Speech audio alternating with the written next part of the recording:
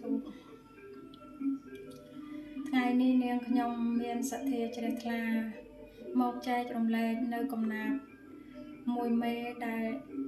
ផ្ដើមចេញពីអក្សរព្យញ្ជនៈទាំង33តួហើយនាងខ្ញុំចងក្រងជាព្រះធម៌ដោយស្នាដៃនាងខ្ញុំផ្ទាល់យកមកចែករំលែកជូនដល់ពុកម៉ែបងប្អូនទាំងអស់ទាំងក្នុងប្រទេសនិងក្រៅប្រទេសដើម្បីសន្តាប់និង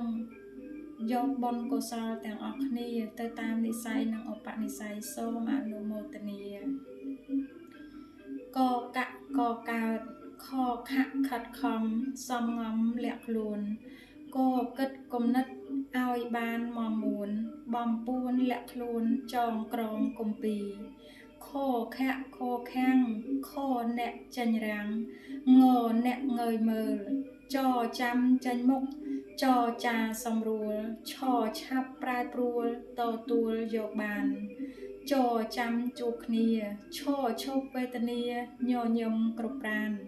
ដដាក់ចិត្តស្ងប់រងាប់គ្រប់ប្រានទៅបានសុខសានក្នុងនគកាយធឋានសួគ៌សុខផុតពីក្តីទុក្ខលែងជួបគ្រោះភ័យដោយមានធម៌ស្ងប់នៅក្នុងព្រះទ័យព្រះកាយសុខក្រៃ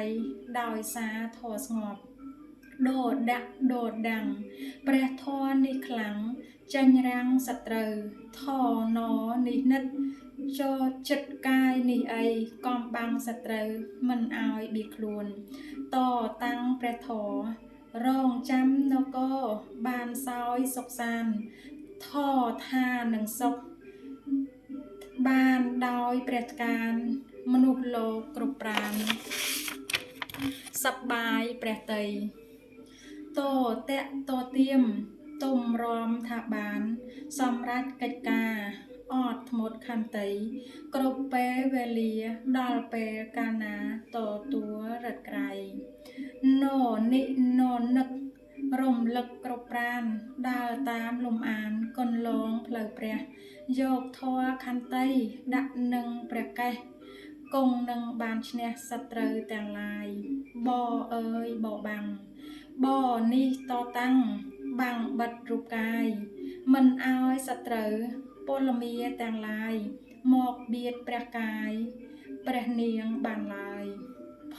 អើយផោផង់ដូរច័ន្ទពេញវងបាញ់ចេញរទ្ធីពន្លឺឆពាន់បំភ្លឺធរណីលើភពនីនីដោយរិទ្ធបារមីពអើយពព្រះពតបានត្រាស់នគររះថ្មី